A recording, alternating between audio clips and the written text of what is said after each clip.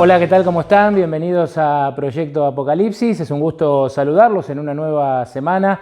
Seguimos recorriendo las Escrituras, las páginas de la Biblia.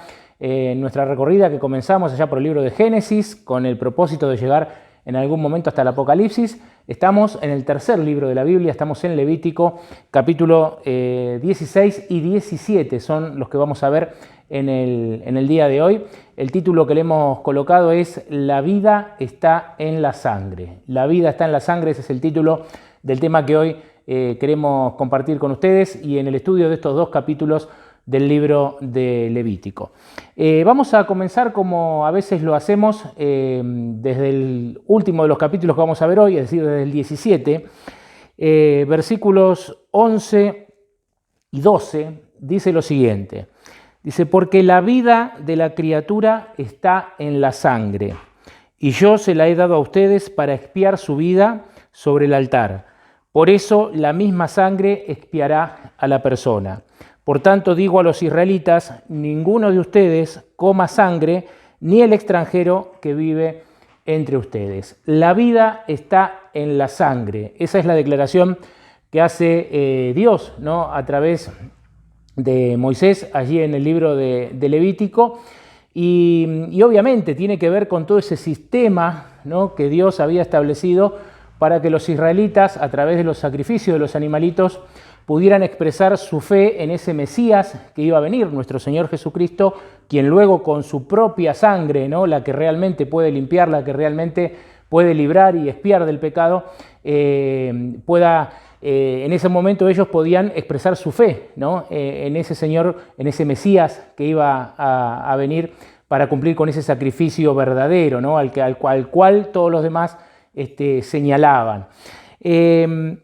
Es interesante pensar en esto de que la vida está en la sangre, ¿no? Y yo me puse a meditar un poquito sobre cómo funciona la sangre, ¿no?, dentro de nuestro cuerpo y me encontré con alguna cuestión que me resultó interesante. Yo quisiera compartirla con ustedes a manera de ejemplo, a manera de ilustración de lo que Dios hacía para librar a su pueblo del pecado, ¿no?, a través de todo ese sistema que está allí establecido en el Antiguo Testamento de los sacrificios, ¿no?, y del santuario.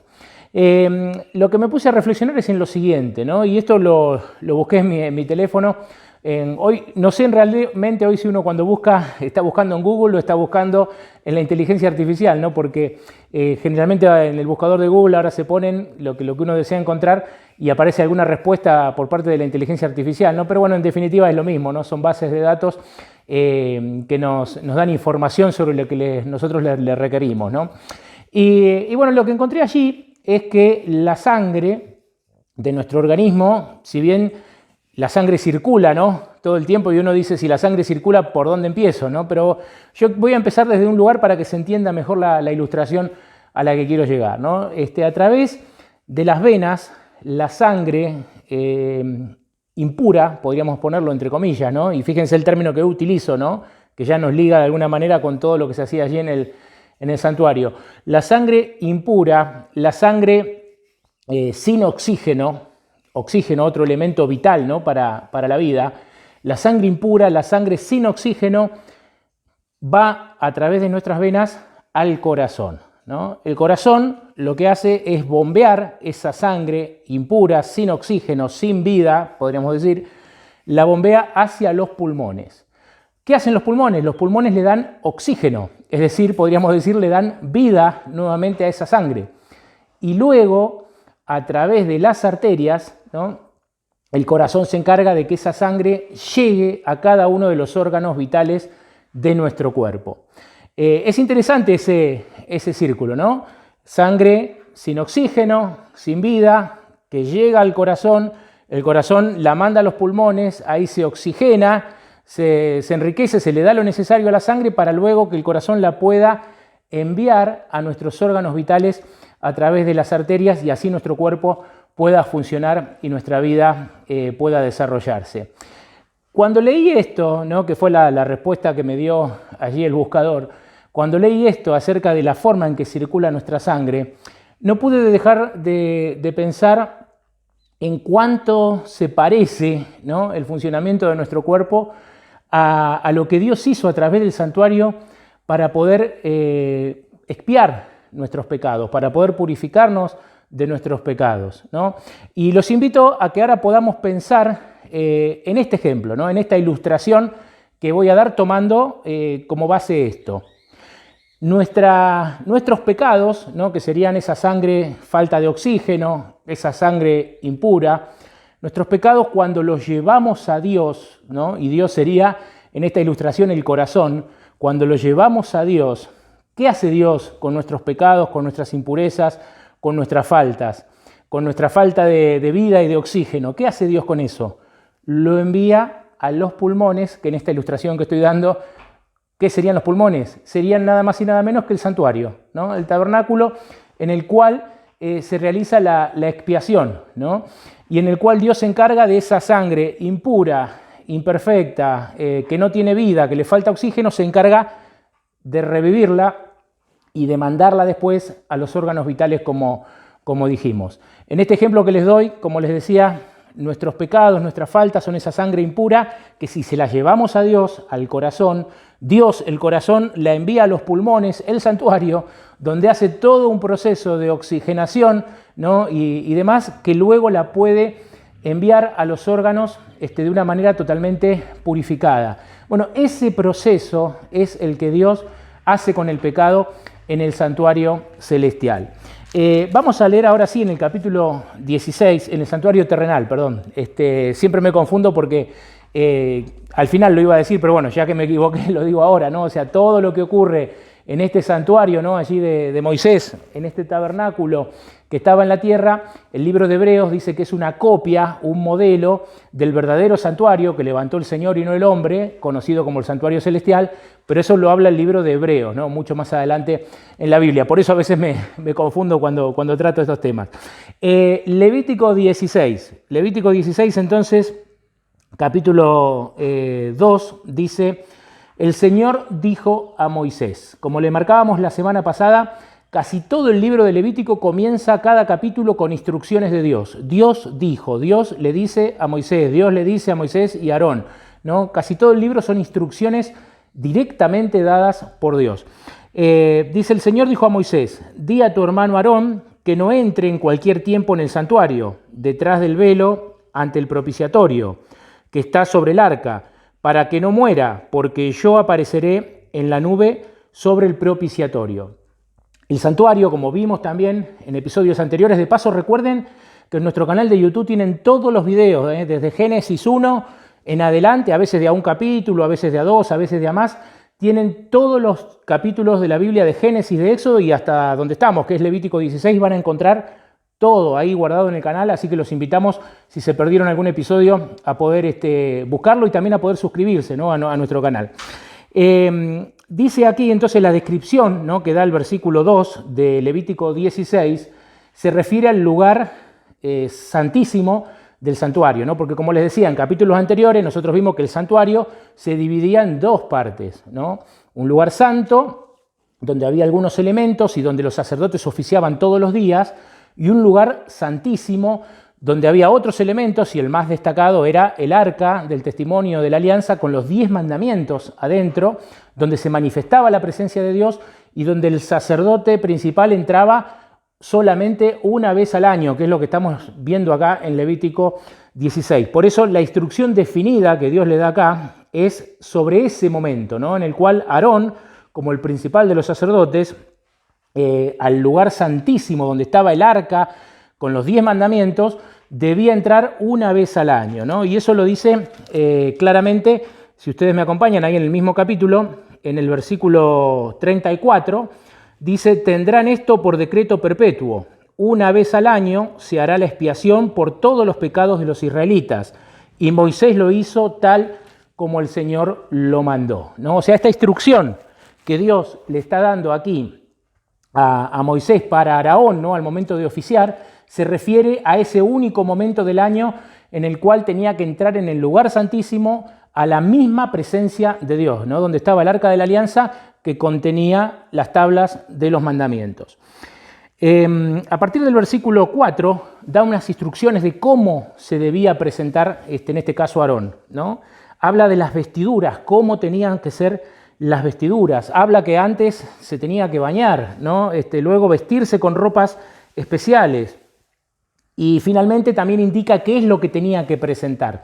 Esto nos indica algo muy, muy importante y que a veces parece tan difícil de comprender en estos tiempos, ¿no? El que establece las reglas de la comunión entre Dios y el hombre, el que establece las reglas de acercamiento, es Dios, ¿no? Así como cuando hoy uno, si se tiene que presentar ante una autoridad terrenal, cualquiera sea, el que establece las pautas es la autoridad. O sea, no es uno el que establece el cómo, el de qué manera y todo lo que se nos puede ocurrir en cuanto a contexto. Es la autoridad el que lo establece. De esta forma también es Dios quien nos permite acercarnos, pero Él es el que establece las pautas. Y esto que parece tan sencillo, muchas veces al ser humano le resulta difícil, ¿no? El ser humano acostumbrado a hacer lo que quiere, le resulta difícil tener que aceptar cuáles son las pautas que Dios establece para que nos podamos acercar a Él. Y acá Dios le da instrucciones muy específicas a Moisés de qué manera Aarón se tenía que preparar para poder presentarse una vez al año ante el arca del testimonio donde estaban las tablas de la ley. Y también en cuanto a lo que tenía que ofrecer, la instrucción es precisa. Dice allí en el versículo 5, de la congregación de Israel tomará 2 machos cabríos para expiación y un carnero para ofrecer el holocausto. Aarón ofrecerá su becerro como sacrificio de su expiación y hará reconciliación por sí y por su casa. Después tomará los 2 machos cabríos y lo presentará ante el Señor a la entrada de la tienda de reunión. Es interesante que Aarón, según estos primeros versículos, ¿no?, del capítulo 16, primero tenía que ofrecer algo por él mismo, ¿no? Porque él, que tenía el privilegio de oficiar y de presentarse delante de Dios, él también era un pecador, ¿no? Él también cometía pecados. Entonces, primero tenía que ofrecer un sacrificio y una expiación por sus propios pecados. Una vez hecho eso, él ofrecía luego por el pueblo. Esta es una enseñanza interesante también, ¿no?, para quienes ocupan funciones, ¿no?, de responsabilidad en distintos ámbitos religiosos. No podemos livianamente, ¿no?, ocupar un rol de oficiar, ¿no?, o de poder pretender interceder por otros si primero no reconocemos nosotros nuestra condición de pecadores, ¿no? Si primero no reconocemos nosotros nuestra necesidad de Dios y que simplemente las personas que están ocupando ese rol están haciendo eso, ocupando un rol, ¿no? Pero necesitan lo mismo que cada uno de nosotros. Por eso la instrucción para Aarón era muy específica, ¿no? Primero debería ofrecer sacrificio y expiación por sí mismo y luego lo podía hacer por el pueblo. De hecho, el libro de Hebreos marca la gran diferencia con Jesús, que dice que Jesús no necesitaba ofrecer un sacrificio por sí mismo. Eso lo dice literalmente allí en el libro de Hebreos, la Biblia, sino que Jesús, que no pecó, ¿no?, que era perfecto, Él se ofreció por el pueblo, por todos, pero no necesitó ofrecer por sí mismo, ¿no?, como sí necesitaban hacerlo los sacerdotes que oficiaban en la época del tabernáculo. Voy a seguir leyendo a partir del versículo 5, ¿no? Bueno, ahí habla todo el proceso, ¿no?, que Aarón tenía que hacer. Yo, como siempre, les recomiendo que ustedes lean el capítulo completo, ¿no?, para antes o después de escucharnos, que puedan leer el capítulo completo de la Biblia, de sus Biblias, para tener todos los detalles precisos, ¿no? Pero el momento cúlmine, digamos, del oficio del sumo sacerdote allí, una vez al año, está en el versículo 14, cuando dice: luego tomará un poco de la sangre del becerro y con su dedo rociará el lado oriental del propiciatorio, y con su dedo esparcirá la sangre 7 veces ante el propiciatorio. Después degollará al macho cabrío para el sacrificio de la expiación por el pecado del pueblo. Llevará la sangre al interior, detrás del velo, y hará con la sangre como hizo con la sangre del becerro. La esparcirá sobre el propiciatorio delante de él. Es decir, que aquí lo que está describiendo es que dentro de lo que se hacía dentro del santuario, porque después hay una parte que se hacía afuera, pero dentro de lo que se hacía dentro del santuario, el momento cúlmine era cuando el sumo sacerdote, en este caso Aarón, una vez al año, entraba en el lugar denominado Santísimo, ¿no? Porque justamente era el lugar donde se manifestaba la presencia de Dios y donde estaba el arca con los mandamientos, entraba y dice que sobre el propiciatorio, esto lo vimos en algún capítulo anterior también, ¿no? Allí en el lugar santísimo estaba el arca que contenía las tablas de la ley, ¿no? De los mandamientos, y la tapa, ¿no? La tapa de esa arca se denominaba propiciatorio, porque justamente también protegía, ¿no? de alguna manera de la presencia de Dios, ¿no? De lo que la presencia de Dios significa. Entonces, lo que hacía en este caso Aarón era con la sangre, dice, con el dedo, untar, ¿no? Mojar sobre la tapa del propiciatorio. Y aquí hay algo interesante también para destacar. Yo los voy a invitar a leer en el libro de Romanos, que está en el Nuevo Testamento, Romanos capítulo 3, versículo 25. ¿No? Romanos 3, 25 es un texto que me gustaría que podamos considerar, porque allí dice algo interesante y que tiene que ver con este tema que estamos viendo aquí en Levítico. Romanos 3, 25 dice: a quien Dios puso como el sacrificio expiatorio por la fe de su sangre, para demostrar su justicia, al haber pasado por alto en su paciencia los pecados pasados, con el fin de mostrar su justicia en este tiempo, para ser a la vez el justo y el que justifica al que tiene fe en Jesús, ¿no? Yo tengo la nueva versión de la Reina Valera, la última versión, la actualizada de la Reina Valera, pero hay muchas versiones que quizás en su Biblia lo diga de esta manera que yo voy a mencionar ahora. En vez de decir a quien Dios puso como el sacrificio expiatorio, dice, habla de Cristo como quien hizo propiciación por nuestros pecados, ¿no? Y aparece la palabra propiciación allí en Romanos 3, 25. En la mayoría de las versiones de la Biblia aparece esta palabrita, propiciación, porque justamente la sangre de Jesús, ¿no? La sangre de Jesús, simbolizada en este antiguo momento, ¿no? Por la sangre del animal que era sacrificado, la sangre de Jesús, al estar colocada sobre el propiciatorio, de ahí viene la palabra propiciación, ¿no? Por nuestros pecados, al estar colocada sobre el propiciatorio, la sangre de Jesús se interpone, por decirlo de alguna manera, entre la santidad de la ley de Dios y el ser humano pecador, ¿no? Así como en las 10 plagas, cuando salieron de Egipto, ¿no? El ángel de la muerte pasó de largo en aquellas puertas que estaba rociada con sangre, ¿no? Que era un símbolo también de la sangre de Cristo. La sangre de Cristo rociada sobre el propiciatorio era una forma en la cual Cristo se interpone, ¿no? En el cual Cristo se pone en el medio entre la santa ley de Dios, que dice, entre otras cosas, que la paga del pecado es la muerte, y nosotros, ¿no? Y por eso es que a través de Cristo el ser humano puede acceder a la salvación y a la vida, porque Jesús se interpone, Jesús se pone en el medio, ¿no? Como nuestra propiciación, como nuestro sacrificio, ¿no? Como quien paga el precio que demanda la ley, ¿no? Y sigue diciendo en cuanto a lo que se hacía, ¿no? Allí en este santuario terrenal, ¿no? En el versículo 20 y 21 del capítulo 16 dice: Aarón pondrá sus 2 manos sobre la cabeza del macho cabrío vivo y confesará sobre él todas las iniquidades, rebeliones y pecados de los israelitas, y los pondrá sobre la cabeza del macho cabrío y lo expulsará al desierto por medio de un hombre asignado para eso.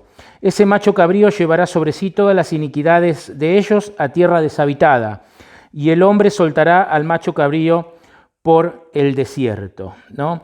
Lo cierto es que luego de poner, ¿no? De colocar la sangre sobre el propiciatorio en el lugar santísimo del santuario, el sacerdote lo que hacía una vez al año, ¿no?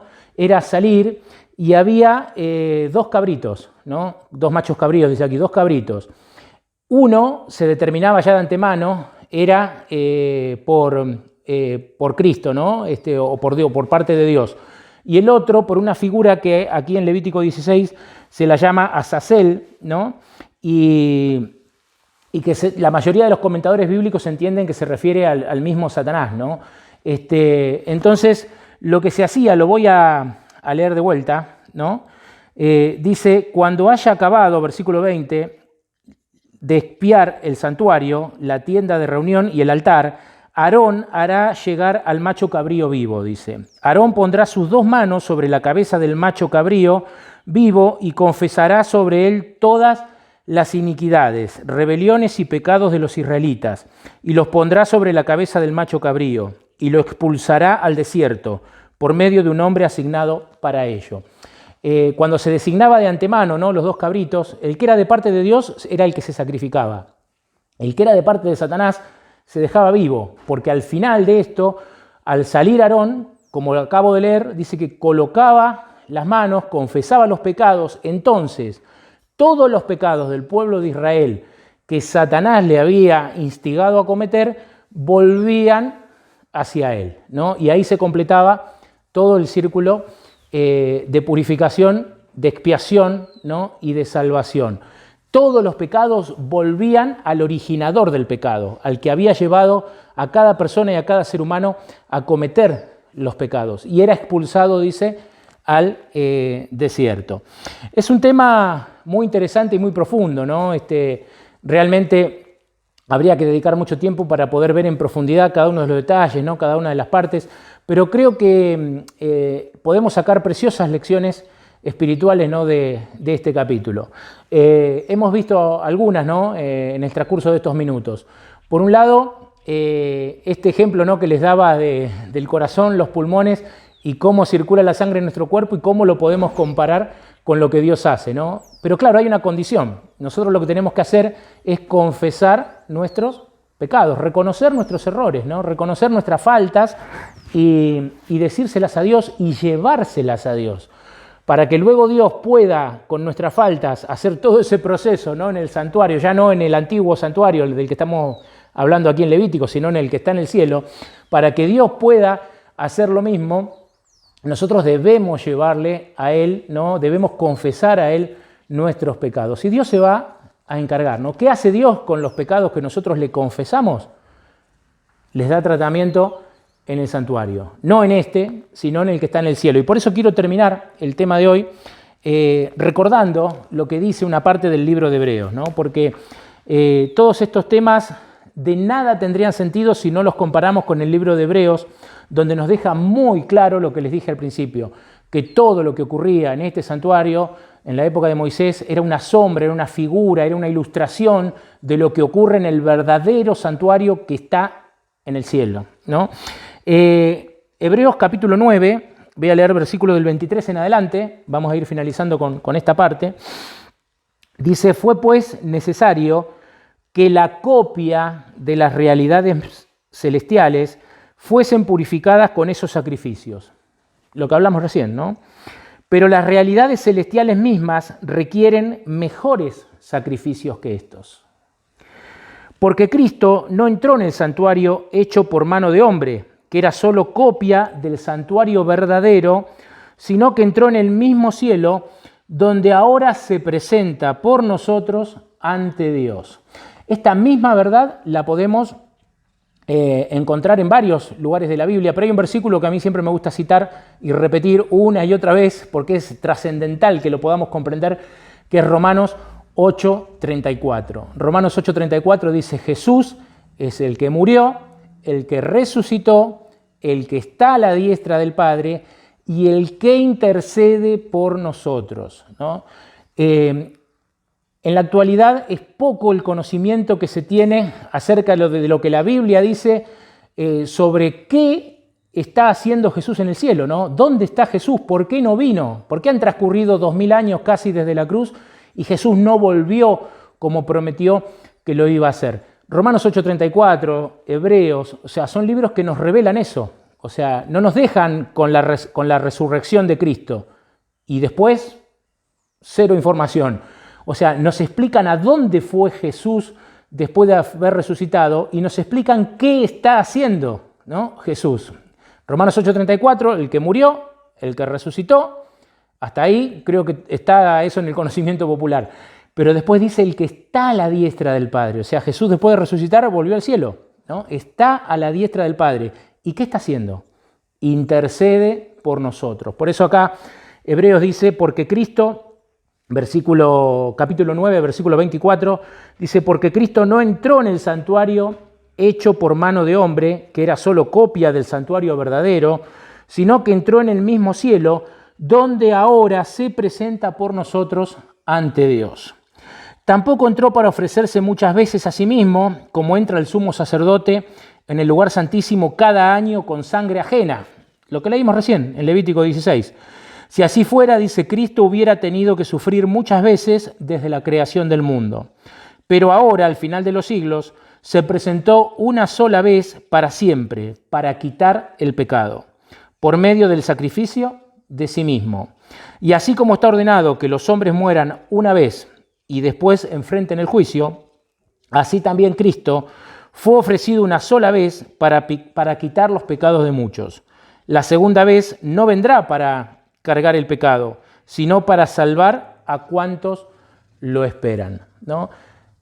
Muy claro, es poco lo que se puede agregar a lo que la Biblia dice allí en el libro de Hebreos y cómo explica, ¿no?, de una manera tan clara y tan sencilla que todo este sistema del Antiguo Testamento era una sombra, era una ilustración de lo que Jesús iba a hacer. Por eso cuando nosotros estudiamos estas historias o estas enseñanzas que están en el Antiguo Testamento, la importancia vital que tienen es que son una representación de algo mucho más grande, ¿no? Y nosotros al estudiarlas podemos comprender mejor eso más grande que es el plan de salvación de Dios en Cristo Jesús, nuestro Señor, ¿no?, quien se estuvo dispuesto a entregarse a sí mismo por nosotros. ¿Cuál es el mensaje final que queremos dejar? ¿Y cuál es el mensaje principal? Creo que si lo tuviéramos que resumir en unas pocas líneas, el mensaje de este episodio de Proyecto Apocalipsis. Me parece que a mí que el mensaje principal es que el pecado tiene solución. Dios ha hecho provisión. El pecado tiene solución. Si el pecado tiene solución, no tenemos por qué quedarnos como estamos, ¿no? Si nuestra conciencia nos dice que hemos obrado mal, que nos hemos equivocado, ¿no?, que hemos estado alejados de Dios, que hemos hecho mal a nuestro prójimo, cualquier situación, ¿no?, que tenga que ver con el pecado, no tenemos por qué quedarnos así. El pecado tiene solución.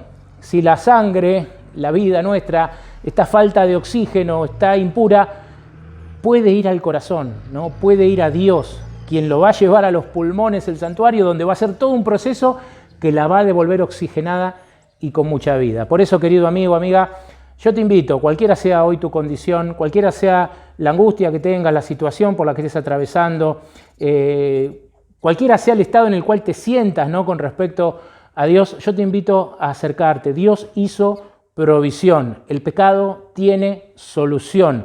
Esa es la noticia más linda que las Escrituras nos dan a través de sus páginas y puntualmente, como hemos visto hoy, a través de todo este sistema. Que Dios te bendiga, que tengas una bonita semana. Y si Dios permite, nos estaremos encontrando en 7 días para un nuevo episodio de Proyecto Apocalipsis. No se olviden de poder compartir este video con algún amigo o amiga y de poder suscribirse también a nuestro canal para poder acceder a todos los videos que ya tenemos guardados. Que tengan una bonita semana.